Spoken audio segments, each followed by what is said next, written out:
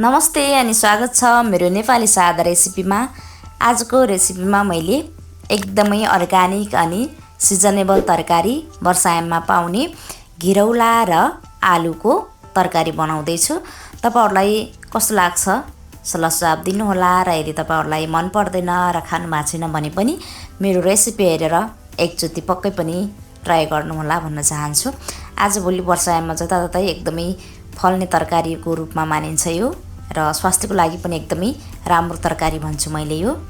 मैले यहाँनिर आज 2वटा घिरौला लिएको छु अनि सानसाना 5वटा टमाटर छ, 2वटा प्याज अनि यहाँनिर आलु छ र यो आलु पनि एकदमै अर्ग्यानिक वर्षायाममा फलेको आलु हो। र अब यो घिरौलालाई बाहिरको बाक्लो बोक्रा मैले फाल्दैन। यसको बोक्रामा एकदमै शरीरको लागि आवश्यक पर्ने राम्रो पौष्टिक चीजहरु हुन्छ। त्यही भएर मैले यसको बोक्रा चाहिँ सबै फालेन। यसरी खुर्काउँदा बाहिरको यसको अलिअलि खस्रोपनाहरु निस्किन्छ, त्यसलाई मात्र मैले यसरी धारिलो चीजले खुर्काउने छु र खुर्काएर पनि मैले सफा गरेर रेडी गरिसके। र मैले आलुको पनि अलि बाहिर बाक्लो बोक्रा अनि अलिकति कालो कालो भएर मैले यसरी बोक्रा फाले।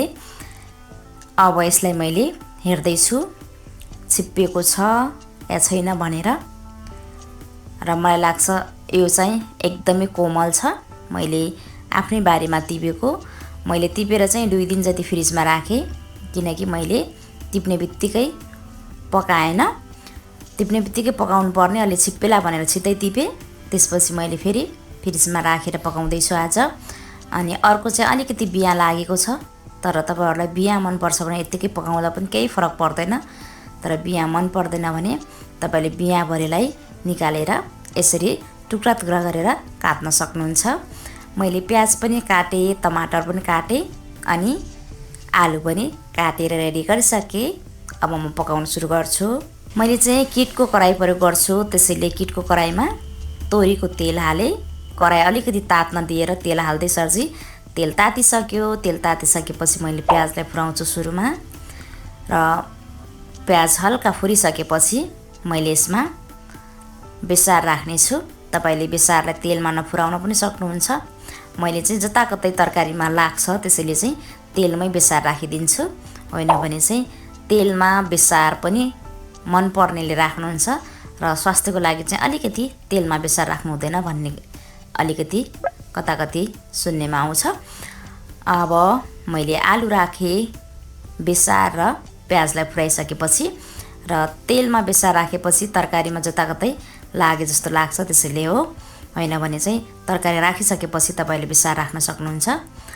अब मैले अलिकति आलुलाई भुटिसकेपछि यहाँनिर जिरालाई हल्का पिसेको अनि यो धनियालाई पनि हल्का पिसेको जिरा र धनियाको धुलो राखे र यसलाई पनि अलिकति 1-2 मिनेट भुट्छु। र 1-2 मिनेट भुटिसकेपछि अब मैले यसमा रेडी भइसकेको घिरौलालाई राख्दै छु। अब यसलाई पनि राम्रोसँग चलाउने। यसरी चलाउँदै गर्ने बेला सुरुमा एकदमै सुक्खा मानिन्छ, तर पछि बिस्तारै घिरौला पाक्दै गरेर घिरौलाबाट हल्का पानी निस्किन्छ र यसैले चाहिँ केही भाग पाकिसक्छ। अब मैले यसमा आवश्यकता अनुसार नुन राखे। नुन पनि तपाईले कस्तो खानुहुन्छ त्यही अनुसारको र तरकारी कति छ त्यही अनुसारको नुन राख्नु होला र चलाउँदै जानु होला। र मैले एकछिन फेरि नुनसँग मात्रै चलाएर अब मैले यसमा टमाटर राख्दै छु।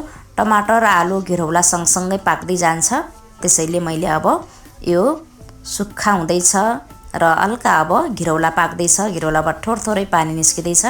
यतिकैमा मैले टमाटर राख्छु र टमाटर सँगसँगै भुट्दै गर्ने बेला अब यसमा मज्जाको हल्का हल्का पानी आउँछ टमाटर गलेर, त्यसपछि झन् राम्रो पाक्दै जानेछ। हेर्न सक्नुहुन्छ मैले पकाउँदै गर्ने बेला यतिको टमाटर पाकेर पानी पनि यतिको भइसकेको छ। र तपाईलाई यदि धेरै एकदमै पाकेको मन पर्दैन भने यतिकै निकाल्न सक्नुहुन्छ, तर मैले अलि पकाउँदै छु त्यसैले थोरै पानी राखे अनि ग्यासलाई अलि सानो बनाएर मैले यो पानी सुकुन्जेल एकछिन बेर छोपेर पकाउँछु।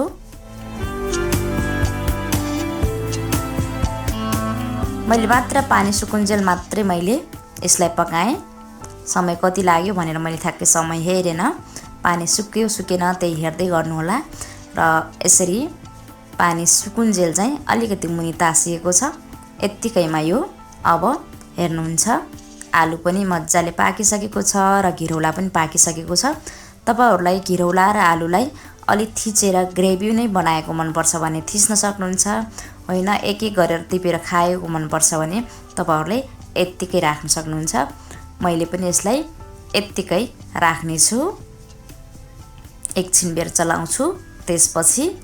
र यसलाई अलिकति ग्रेभी मनपर्छ भने थोरै पानी राखेर पनि उम्लाउन सक्नुहुन्छ।